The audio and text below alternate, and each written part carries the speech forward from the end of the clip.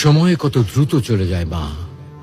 তোমার সেই দুষ্ট ছেলেটা এখন কত বড় হয়ে গেছে, আর তুমিও পেরিয়েছো 50টি বসন্ত।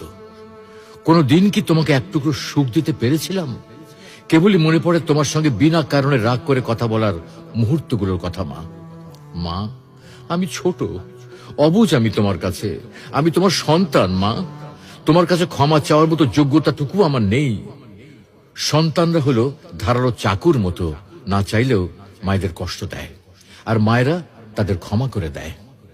শুনেছি মা আর সন্তানের মাঝে অজানা একটা বাঁধন থাকে, যে বাঁধনের কারণে মা সন্তানের কথা কোনো মাধ্যম ছাড়াই শুনতে পায়। তুমি কি আমার হৃদয় থেকে কথা বলাগুলো শুনতে পাচ্ছ মা?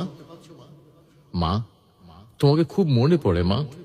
তোমাকে অনেক অনেক বেশি ভালোবাসি মা।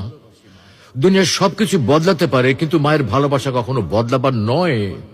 মা মমতার মহল, পিপাসার জল, ভালোবাসার সিন্ধু, সর্বোত্তম বন্ধু, ব্যথার ঔষধ, কষ্টের সুখ। মা চাঁদের ঝিলিক, মা যে স্বর্গের মালিক। মৃত্যুর জন্য অনেক রাস্তা আছে, কিন্তু জন্ম নেওয়ার জন্য আছে শুধু মা। মা এমন একটা সম্পদ, যা হারিয়ে গেলে পৃথিবীর কোথাও আর খুঁজে পাওয়া যাবে না।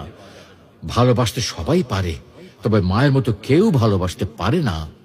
আমার প্রথম স্পর্শ মা, প্রথম পাওয়া মা, প্রথম শব্দ মা, প্রথম দেখা মা। মা আমার জান্নাত, তুমি আমার জান্নাত মা।